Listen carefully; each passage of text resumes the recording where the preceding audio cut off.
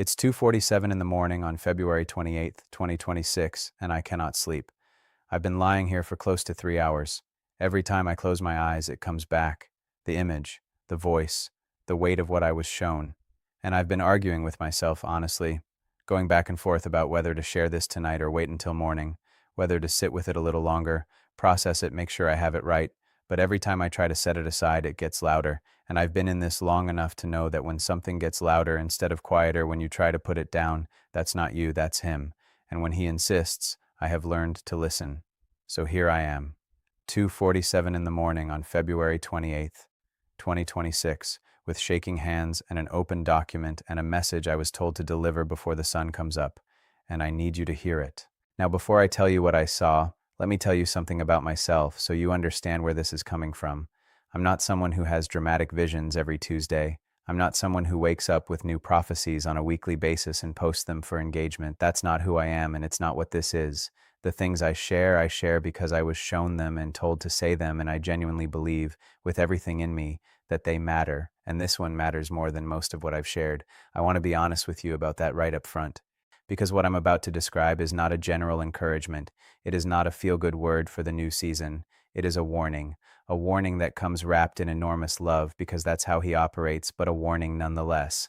And I know how warnings land sometimes. I know some of you are going to hear the word warning and want to click away because you've had enough hard things lately. You're exhausted. You're already carrying enough. And the last thing you want is more weight. But I want to ask you to stay, not because this gets easier, not because I'm going to pivot into something fluffy halfway through. I want to ask you to stay because what I was shown has the potential to change the entire trajectory of what you're walking into. I mean it. If you receive this, if you let it do what it's meant to do, the next season of your life will look fundamentally different. And I need you to receive it with open hands, not crossed arms. So let me ask you something before we even start. Have you been feeling it? That sense that something is about to shift. That feeling you can't quite name where the air seems thicker with possibility and pressure at the same time. Where you sense that you are closer to something significant than you've been in a long time, but you're not entirely sure if you're ready for it. If that resonates, if something in you moved when I said that, then I need you to know you are exactly who this message is for. You didn't stumble onto this. I know that's something people say, but I mean it differently. I mean that he showed me in the vision I'm about to describe a picture of people finding this message, people who had been searching for something they couldn't name, people who were standing right at the threshold of the new season he's releasing and who needed this specific thing before they could cross it. And if you're here, if you made it to this point in this message, I believe with everything in me that you are one of those people. So please stay with me. I'm going to show you 8 things. 8 signs that Jesus gave me, 8 markers that indicate you may be carrying the wrong spirit into the new season he has prepared for you. And before you protest, before you tell yourself this doesn't apply to you because you love God and you've been faithful, I want you to hold off on that conclusion until we've been through all 8, because he told me specifically that the people who will be most affected by these signs are not the ones who are far from him. They're the ones who are close. They're the sincere ones. The ones who have been fighting hard and praying consistently and holding on through things that should have broken them. And that's why this matters so much. You can be sincere and still carry a spirit that doesn't belong in the new season. Let me tell you how I came to know that. Here's what happened. I went outside just after midnight. I do that sometimes when I can't sleep and my spirit is restless and I can't figure out why. There are moments when the walls of a house feel too small for whatever is happening inside me. Like whatever's moving in my spirit needs more room than any indoor space can provide. So I went outside and I stood under the night sky, and I was praying, not formally, not with my prayer language or anything structured, just talking to him the way I do when no one else is around. Just honest, I don't know what's stirring in me tonight, but I'm here. And then the atmosphere changed, and I want to be careful about how I describe this because I don't want to be dramatic for the sake of it, but there is a very specific quality to the air when he draws near that I have come to recognize over years of encounters. It goes still in a way that isn't natural. The temperature shifts, and there is a weight, not oppressive, but substantial, like the pressure you feel before a storm, but without any of the darkness. Just weight, just presence. And then I was in 2 places at once. I was still outside. I could feel the ground under my feet and the air on my face, but I was also in a desert, a vast, ancient-feeling desert with a sky above it that was this impossible shade of deep blue. And I understood, without being told, that this was not a fearful place. It was a significant place. The kind of place that has held 1,000 prayers and 10,000 cries and has watched season after season turn over the same ground. There was something sacred about the dry land. Even the desolation in it felt purposeful. And then ahead of me, I saw the oasis. Palm trees rising up out of that dry landscape, tall and green and unmistakably alive against the brown and tan of everything surrounding them. And beneath those palms, a reflecting pool. Still water, and the reflection on that surface was almost unsettlingly perfect. The trees, the sky, the light, all of it doubled in the water, everything above it mirrored below it, and I stood there taking it in, knowing that I was looking at something I was meant to carry back. He was standing at the edge of the pool. I won't try to describe everything about him because some things I was shown I don't have adequate language for, but I will tell you what I noticed most: his eyes, and the expression in them. There was love in those eyes, the kind of love that is not conditional on anything you've done or haven't done, love that predates your mistakes and outlasts your failures.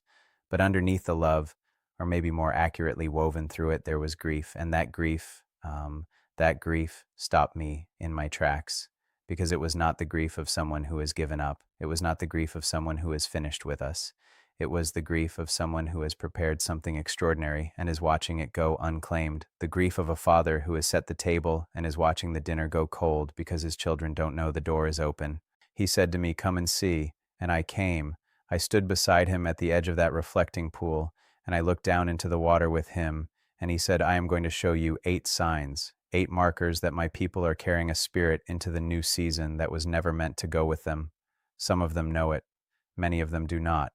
But the season I am releasing is unlike anything I have released before, and there are those who will cross into it and thrive, and there are those who will miss it entirely. Not because of their effort, not because they didn't try hard enough or love me enough, but because of what they're carrying. So write this down. Do not soften it. Do not skip any of it. There are people standing at the very edge of everything they've been believing for, and they need to lay down what they're carrying before they walk through the door. And so I'm going to tell you all 8. And I want you to receive every single one of them as if it was placed here specifically for you, because I believe it was. Sign number 1. You are carrying the wrong spirit if you feel a constant low-grade resentment toward people who are ahead of you.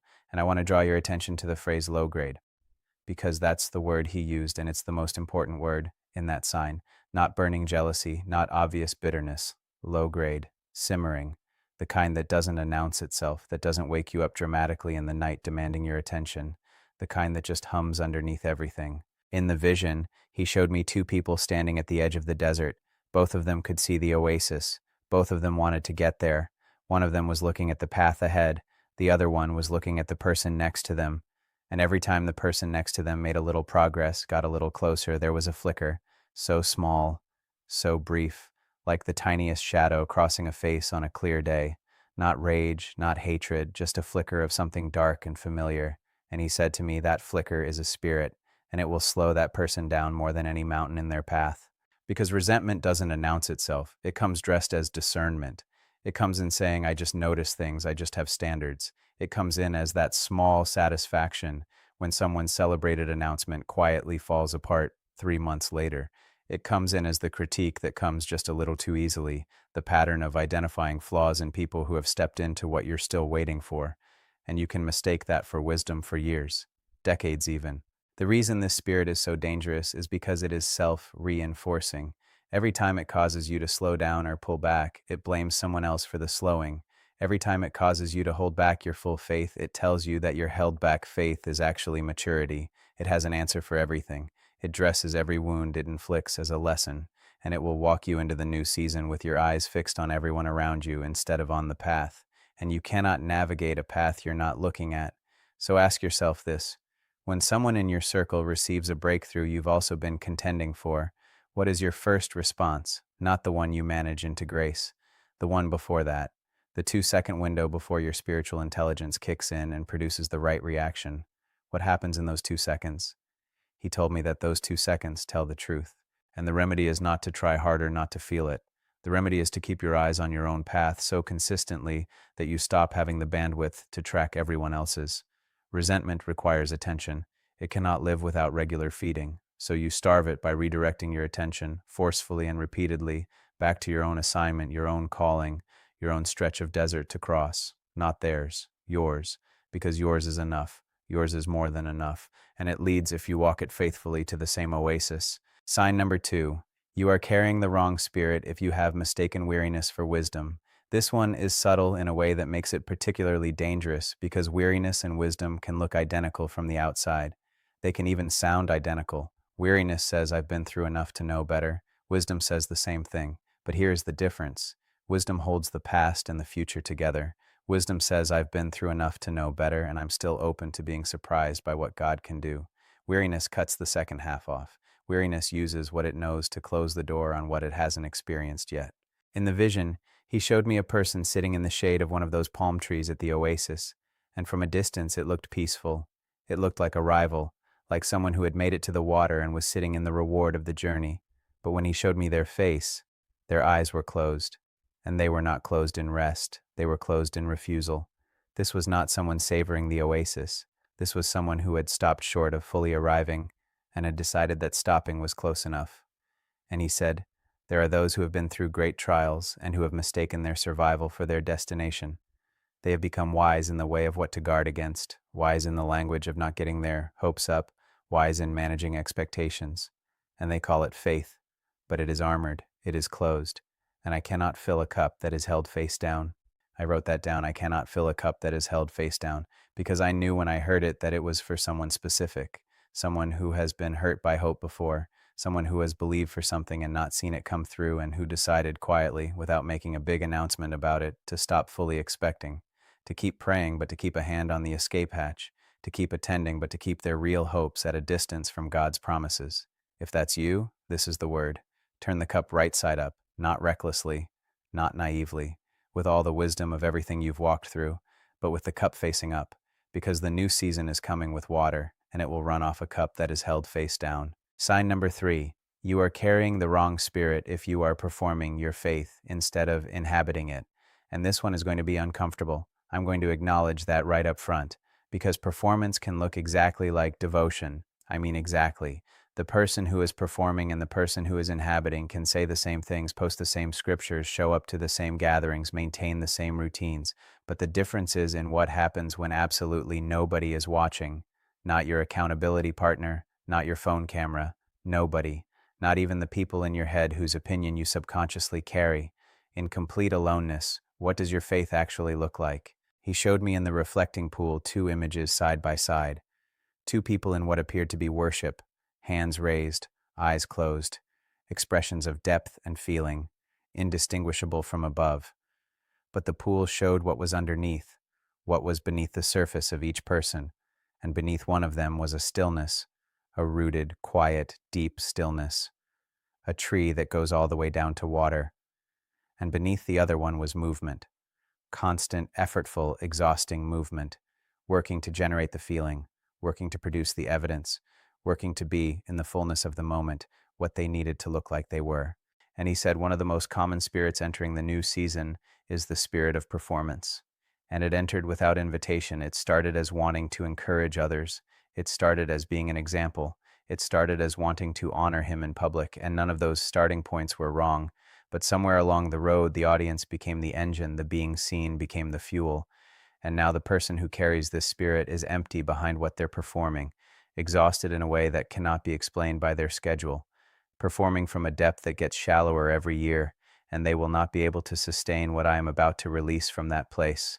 The new season requires the real you, not the performed version, the real one, with all its mess and questions and unresolved places where you don't have it figured out.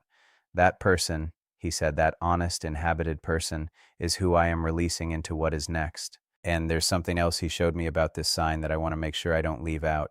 He showed me what performance costs in the long term, not just in terms of authenticity, but in terms of actual capacity. He showed me that a person who has been performing their faith for an extended season develops what he called a spiritual debt. Every time you produce an outward expression that has no inward reality behind it, you borrow against something, and eventually the debt is called in. The person who has been performing is the one who burns out fastest, the one who hits the new season and finds themselves with nothing left for it because they spent themselves on the audience instead of being replenished by the real. So the laying down of this spirit is not just about honesty, it is about sustainability. It is about having enough in you to actually carry what he is about to release. Sign number 4. You are carrying the wrong spirit if you have turned your pain into your identity. And I need to be careful here because I am not dismissing pain. Not for a second. What happened to you was real. The losses you've sustained, the betrayals you've absorbed, the devastations you've navigated, every single one of them is known by him and mattered to him and still matters to him. I am not telling you to pace something over any of it. I am not telling you to be fine before you are fine. But I am pointing to a distinction that he showed me in the vision that I can't unsee. There is carrying your pain and there is becoming your pain. There is holding your story and being held by your story. And the person who has become their pain cannot receive the new season at full volume because their identity is organized around the wound, and that organization is the wrong spirit. He showed me a person walking through the desert toward the oasis, moving, heading in the right direction, making actual progress, but bent forward under the weight of everything they were carrying on their back, and I could see what it was. It was all of it, all the things done to them, all the words spoken over them, all the moments of abandonment and dismissal and betrayal, all of it packed and strapped on and brought along, and they got close to the water, and you would think they would put it down. You would think the presence of the oasis, the nearness of what they'd been crossing the desert for, would naturally invite them to lay it down and rest. But he showed me that they crouched down to drink, and they could barely get low enough to reach the water because of the weight on their back. They took in a fraction of what was available, and then they stood up and kept moving with all of it still on their shoulders. And what broke my heart was this. They were so accustomed to the weight that they didn't experience it as weight anymore. It had become the shape of their posture, the shape of how they moved through the world, and they had no idea how much more they could receive if they put it down. What would you be without the story of what was done to you? I'm asking it as an invitation, not forgetting it, not pretending it away. But genuinely, what would you be? Who would you be? Sometimes the only way to know is to lay it down long enough to find out. Sign number 5. You are carrying the wrong spirit if you have developed a love for the wilderness you were only meant to pass through. And I say this with the full understanding that wilderness seasons are sacred. They are genuinely formative. Some of the most important things I've ever learned about him and about myself, I learned in seasons of complete desert.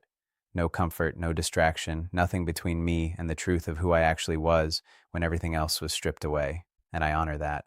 But the wilderness is a corridor. It was always only ever meant to be a corridor. He showed me in the vision a person standing in the desert, facing away from the oasis, not running from it, not in rebellion against it, just standing there, looking back at the dry land behind them. And on closer look, I could see that there were small things planted here and there in the desert behind them, little markers, little attempts at making the barren ground more bearable, a small shelter, a worn path between two rocks they'd traveled so many times it had become comfortable, little investments in the place they were meant to leave. And he said to me, there are those who have been in their wilderness so long that their survival of it has become a kind of identity. The enduring has become the point, and the idea of stepping out of the season, they have mastered survival in and into a season where they have to learn something entirely new, is more frightening than staying in the desert. Not because they love the desert, but because the unfamiliar blessing is harder to navigate than the familiar suffering. And that spirit, the spirit that prefers mastered pain over unknown goodness, must be released before the crossing. Is the wilderness comfortable for you in a way it was never meant to be? Have you stopped praying for the crossing and started praying to cope better with staying? If so, turn around. The oasis is in the other direction. Sign number 6. You are carrying the wrong spirit if you are holding on to an offense that God has already settled. And I said settled deliberately, not forgiven in the standard way we use that word, but settled, meaning he has already moved on it. He has already initiated the recompense or the redemption or the use of what happened to you. He has already made his move. And yet some of you are still holding the document, still presenting the case, still drawing from the account of grievance as though he hasn't seen it yet. In the vision, he showed me a person standing at the edge of the reflecting pool with a piece of paper in their outstretched hands, and on the paper was a name and a wrong. And they were presenting it to him with urgency, holding it out. Look at this. Do you see this? This was done to me. And he looked at the paper, and he looked at them. And he said with such tenderness that I felt the tenderness in my chest, I know. I have always known. And I have already moved. but your hands are full, and I cannot put what is next into hands that are full." And the person looked at him and looked at the paper and looked at him again, and I could see the struggle in them, because letting go of the paper meant letting go of the right to be compensated first. It meant trusting that his move was enough even if they couldn't see it yet. It meant releasing before the debt was visibly paid. And that is genuinely hard, especially when the wrong was enormous, especially when the person who wronged you never acknowledged it or apologized or seemed to face any consequence. But he said to me, "Tell them that holding the document is not the same as securing the justice. The document being in their hands has no power. Releasing it into mine does. And what I am about to release into the next season for those who will open their hands, it is better than anything they could collect by holding on. So they must release it, not for the sake of the person who wronged them, for the sake of their own crossing. What are your hands still full of that he's already moved on? What claim are you still holding that he's already satisfied in ways you can't yet see? Sign number 7, you are carrying the wrong spirit if you have started to love the idea of what God promised more than you love God himself. Let me just give that some room for a moment, because this one is dressed in the most convincing spiritual clothing of all the 8. This one shows up in your devotional time and your prayer journal and your worship playlist. It looks like faithfulness. It can feel like pure pursuit. But underneath it, at the core of it, what is being worshipped is the promise and not the promise giver. In the vision, he showed me a person who had reached the water. They were there. They had made it through the desert. They were standing at the edge of the reflecting pool, which should have been a moment of arrival and wonder and encounter. But they were not looking at the water. They were looking at their reflection.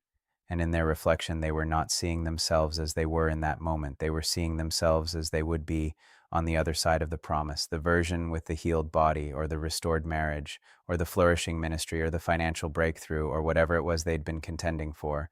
And they were completely absorbed in that image. And he said to me, "I know the hunger. Tell them I put it there. The longing for what I have spoken, the ache for what I have promised, that is from me, and it is good. But when the longing for the thing begins to eclipse the longing for my face, there is a spirit in the gap, a spirit that will follow the promise into the new season and consume the blessing without ever actually encountering me in it. And that spirit will never be satisfied even when the promise arrives, because it was not worshiping me, it was worshiping an outcome. And when that outcome arrives, it will immediately identify the next thing it doesn't yet have." Ask yourself this honestly. In your prayer life right now, are you more moved by the thought of what he's going to do than by the thought of who he is? When you worship, what is underneath the movement, the version of your life on the other side of the blessing, or the actual, present, irreducible beauty of the person you are standing before? Because this distinction matters for the new season in ways I cannot fully articulate. He wants to release the promise into the hands of people who would choose him even if the promise never came, and the spirit of promise idolatry is a spirit that, if you're honest, wouldn't. He told me something in the vision that I keep coming back to. He said, "The people who receive the most from what I am releasing in this season are not the people who have believed the hardest for the longest. They are the people who have learned to want me more than they want the thing I can give them. Because those people, when the promise arrives, receive it as an extension of relationship. And that changes everything about how they carry it, how they steward it, how they multiply it. But the person who has been worshiping the promise receives it as the destination. And when you reach a destination, you stop moving, you stop pursuing, you settle.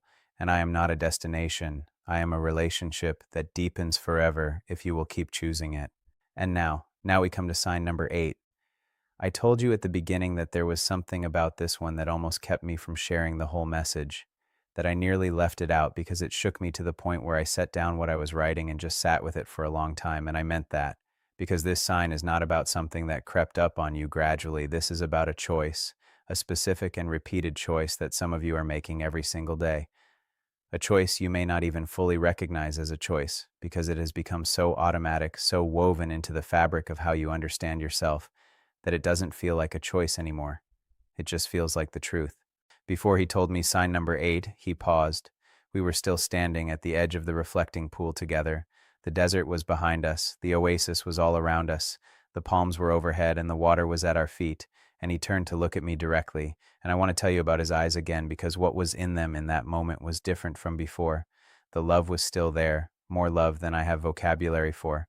But the urgency had risen. It was not frightening urgency. It was the urgency of someone who can see what is at stake and who needs to be heard before the window closes. And he said to me, "This is the sign that will be hardest to receive.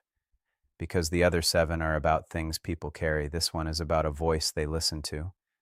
And voices feel like truth. Tell them this." The eighth sign that someone is carrying the wrong spirit into the new season is that they are still listening to the voice that told them who they were before I told them who they are. And I want you to hear that again. Sit with every word of it. They are still listening to the voice that told them who they were before I told them who they are, because those are two entirely different voices, and only one of them is the truth. But the one that came first, the one that formed in childhood, or in that community, or in that relationship, or in that failure, that voice has had more years to accumulate weight. It has been speaking longer. It has more data, more memories, more moments it can point to as evidence. And the voice of what he says about you, while it is infinitely more authoritative, is often newer in your experience, often softer, often easier to dismiss when the louder voice presses in. He showed me in the vision a person walking toward the oasis, moving in the right direction, sincere in their pursuit. But just above and behind their left ear there was a voice, just a voice, not a visible figure, just a constant stream of words. And the person wasn't stopping to listen to it consciously. They weren't turning toward it. They were walking, they were moving forward, they were doing everything right by appearance. But their pace was slower than it should have been. Their posture was more stooped than it should have been. Their eyes, which should have been wide with the oasis in front of them, were slightly cast down, and I understood that the voice was doing its work without their full awareness. And he said, "This voice is not always from the enemy. Sometimes it is. But sometimes it is a parent. Sometimes it is a teacher who counted you out before you had a chance to prove yourself. Sometimes it is a religious community that had more rules than grace, more shame than redemption, more fear than love. Sometimes it is the version of yourself from years ago who failed at something that felt definitive, the version who was told no, the version who was dismissed, passed over, rejected, left behind. And sometimes, and this is the part that shook me, sometimes it is a version of me that someone else gave them, a distorted image of who I am, constructed through their trauma, or their religion, or their fear, a version of me that is more warden than father, more judge than redeemer, and they are treating that distorted voice as if it is my voice. They are organizing their entire spiritual life around an image of me that I would not recognize. And in the pool, when he showed me the reflection of this person, the voice was visible. You could see it in the water as a kind of shadow just above and behind them. And it was old. It was an old shadow. It had been there for years. It had shaped the lean of their head and the set of their jaw and the distance they kept from certain promises. And he said, one of the most essential acts of preparation for this new season is to sit down with honesty and examine whose voice you have accepted as the authoritative word on who you are. Because if you cross into what I am releasing carrying a false account of yourself, you will self-sabotage, not with intention, not because you want to miss it, but because the spirit of false identity is always seeking confirmation. It is always scanning for the evidence that the old voice was right, and if you don't silence it, it will find that evidence, even in the new season, even in the blessing, even in the room you've been praying to be led into. So what are you going to do with these 8 signs? I want to walk you through it practically, because I've been in enough spaces where powerful things were received and then never implemented, and I'm not willing to let that happen here. So here is what I am asking you to do. First, in the next 24 hours, write these 8 signs down by hand, not typed, by hand. There is something about writing that requires your body to participate. Write them out and then sit with each one individually and ask yourself one honest question about each of them. Not am I perfect in this area, but am I carrying any version of this into the next season? And give yourself permission to answer with full honesty, not what you wish were true, not what sounds most spiritually mature, the honest answer. Second, for every sign where your honest answer is yes, I want you to do one concrete thing within the next 48 hours. Not a grand gesture, one small, specific, genuine thing. If it's resentment, find one person who stepped into something you've been believing for and reach out to them with sincere congratulation, not for them to see, for you to practice the movement. If it's the weariness that's become wisdom, say out loud today, right now if you can, God, I am turning my cup right side up. I am choosing to be open to being surprised. I have armored myself and I am laying that armor down. If it's performance, set aside one day this week where you engage with your faith entirely in private, No posts, no sharing, no audience, just you and him and the real version of what that looks like. If it's the pain as identity sign, write down 3 things you are, true things about your character and your gifts and your capacity that exist independently of anything that was done to you. Just 3. It's a start. If it's the wilderness comfort sign, name the thing. Name what you've planted in the desert. Name the comfort you've built in the barren place. And then pray specifically, God, I release my investment in the wilderness. I release my comfort in the surviving. I choose the water even though the water is unfamiliar. If it's the settled offense you're still holding, write the name of who wronged you and the wrong on a piece of paper. Hold it for a minute and acknowledge to him that you've been holding it as if he hasn't seen it. And then tear it up, physically tear it up, and say, it's in your hands, not mine. I release the compensation into your economy. I open my hands for what you have next.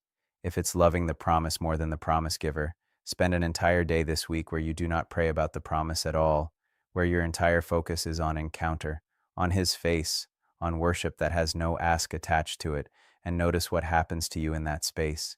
And if it's the voice of false identity, write down 3 things he says about you, specifically from his word, and put them where you will see them every single morning for the next 30 days, not on your phone where you'll swipe past them, on paper, on a mirror, on a wall, somewhere your eyes land before the day builds momentum. Because the way you silence an old voice is not by fighting it directly. You silence it by flooding the frequency. You raise the volume of the true voice until the false one has no room. And I want to say something about the timeline of all of this, because someone is going to read through these action steps and feel overwhelmed by the volume of them and decide that they'll start next week when they have more margin or more energy or a better plan. And I need you to hear me when I say the new season does not wait for the perfect moment to begin preparation. Preparation is what creates the readiness, not the other way around. You don't wait until you feel ready to start getting ready. You start getting ready, and the readiness comes through the starting. So one thing, today, not all 8 perfectly tackled by Friday. One honest thing today that says to him, I am willing. That's all. One step toward the water, and he will meet you in that step with more than you were expecting. Now I want to lead you through a declaration. Say this with me if you're willing. Say it out loud. You can be anywhere. You can be in your car. You can be in your bed. You can be standing at a window watching the morning come. Just say it with your actual voice. I release the spirit of resentment toward those ahead of me on the path. What God is doing in them is not less for me. I release the confusion between weariness and wisdom, and I turn my cup right side up. I choose to be open again, not naively, but genuinely. I lay down the performance and I choose to inhabit my faith from the inside, from the real place, from the true thing. I separate my identity from my pain. My story has shaped me, but it does not define me. I am more than what was done to me. I turn away from the wilderness I have been making comfortable. I choose the water even though it is unfamiliar. I release every offense, every document, every name and wrong that I have been holding as if God has not seen it. I trust his economy. I open my hands. I return to the giver first and not only the gift. He is the point.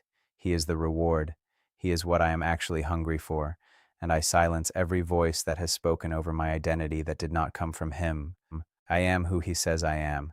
That is the final word. That is the loudest word. That is the word I carry into the new season. Now I want you to share this. I want you to send it to the person who came to mind while we were going through sign number 3, or sign number 5, or sign number 8, because someone in your world is standing in the desert right now. Someone close to you is 3 steps from the water and carrying something that is slowing them down. And this might be exactly what they need to hear before they take those 3 steps. You never know which word finds which heart at which moment. Don't hold this back.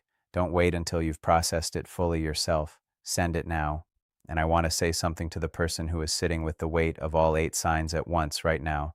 I see you, because I was you in different seasons. I've carried resentment I called discernment.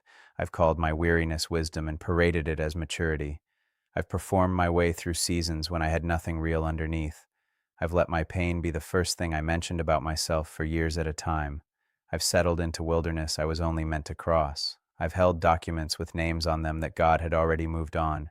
I've prayed to the promise more than to the promise giver, and I have listened, for more years than I want to count, to a voice that told me who I was before he told me who I am. And I'm still here. He didn't disqualify me for any of it. He didn't withhold the new seasons until I had myself perfectly calibrated. What he did was exactly what he's doing with you right now through this message. He brought me to the edge of the water, and he pointed at my reflection and he said, "Come and see." And seeing was enough. Seeing started the laying down. And the laying down started the receiving, so receive this. All of it. Let it be uncomfortable where it needs to be uncomfortable. Let it find the place in you that it was aimed at. Don't defend yourself from it, just let it in.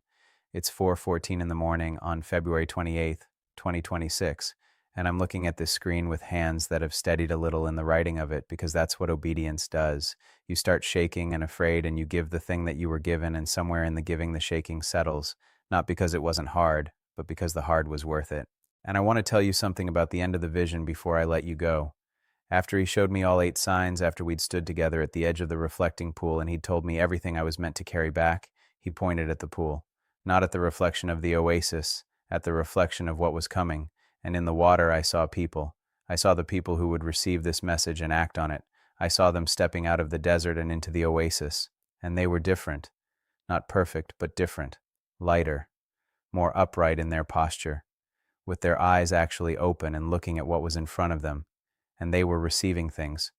Not just the promise, though the promises were there, but they were receiving encounter. They were receiving closeness. They were receiving the experience of being truly known and truly met by someone who is incapable of disappointing the people who trust him. And he said, that is what is available. That is what is on the other side of laying down what they've been carrying. Not just the promise, not just the breakthrough, me. The experience of me without the obstruction of what they've been carrying between us. And that is worth the laying down. Tell them it is worth it. So there it is, the 8 signs, and the water that's waiting on the other side of them. He is not withholding the season. He is not making you earn it through perfect carrying. He said, tell them this new season is not a reward for perfect carrying. It is a gift for willing releasing. They don't have to have gotten it all right. They only have to be willing to put it down. And willing is enough. Willing opens the hand, and an open hand is all I need. And I want to remind you what I said at the very beginning when I told you that you didn't end up here by accident. I meant it then, and I mean it more deeply now, having gone through all 8 with you. He prepared this message for the specific person who would receive it. And if you received it, if you felt it do what it was meant to do in any single part of you, then that's not coincidence, that's calling.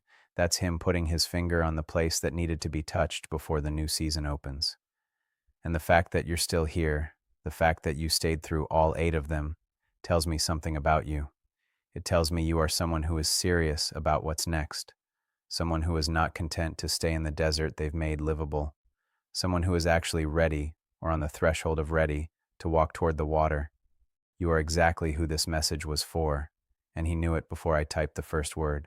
I'm closing this at 4:14 in the morning. The date is February 28th, 2026. More is coming. He showed me more, and the timing of it matters, so stay close.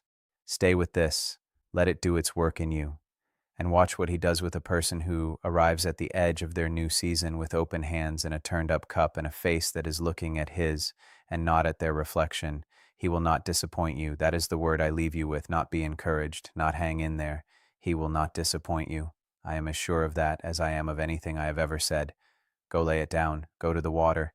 The palms are waiting and the pool is still, and he is already there at the edge of it, watching you cross, ready to meet you when you arrive. This is your season. Walk into it free.